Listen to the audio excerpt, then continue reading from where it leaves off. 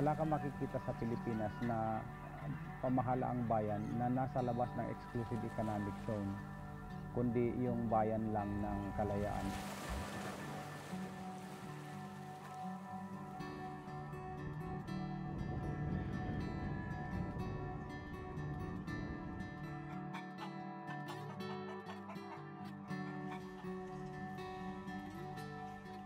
Masarap ang buhay dito, tahimik, zero crime.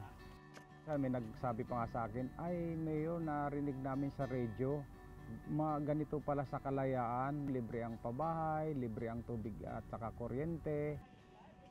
Tapos nag-ano raw kayo, nagre-recruit ng mga titira. Sabi ko, hindi po totoo yun.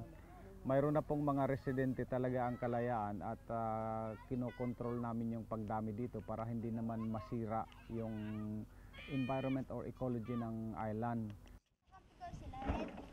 Pero kailangang mag-apply sila sa gobyerno, sa munisipyo.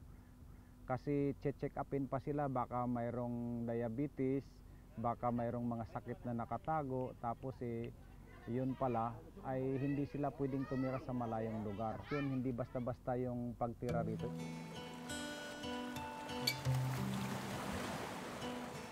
Sa 7 isla, isang reef at isang shoal na okupado ng Pilipinas, tanging sa isla ng Pag-asa lamang mayroong mga sibilyang nakatira. Dekada 90 nang magsimulang buksan ang isla para bumuo ng komunidad. Unang tumira ang mga empleyado ng munisipyo ng Kalayaan na nasa Puerto Princesa noon.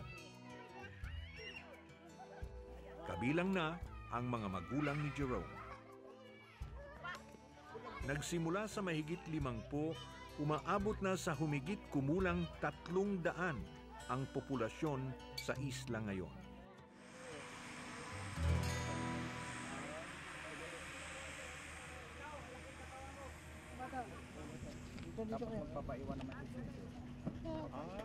Nung unang dumating ako, noong 1997, February, sumakay kami ng C-130. Nakita ko itong lugar ito, napakaganda, pristine, and raw beauty of a small island with an airstrip. Paningin ko parang isang resort.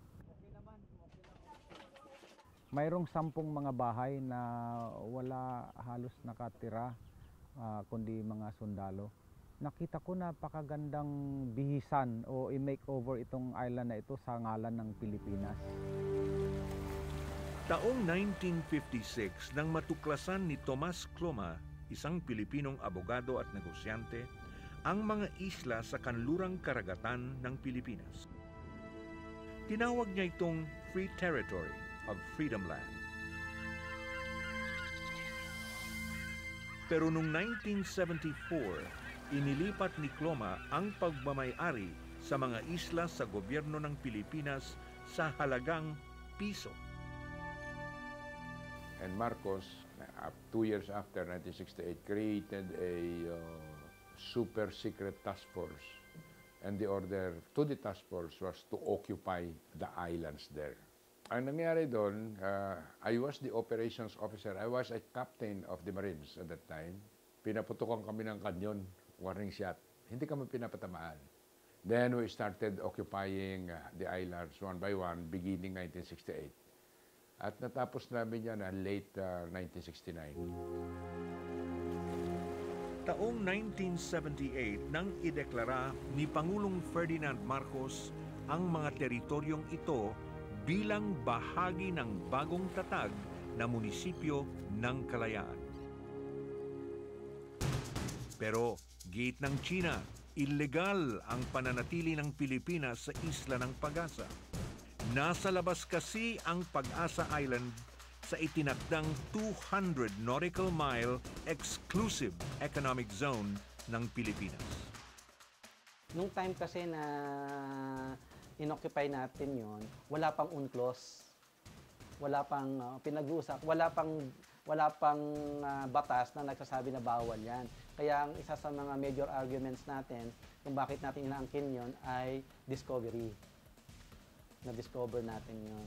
Simbolo yan na meron tayong effective control, administration, and supervision of the island. na pinapakita natin na bahagi ito ng ating local government na matagal na natin na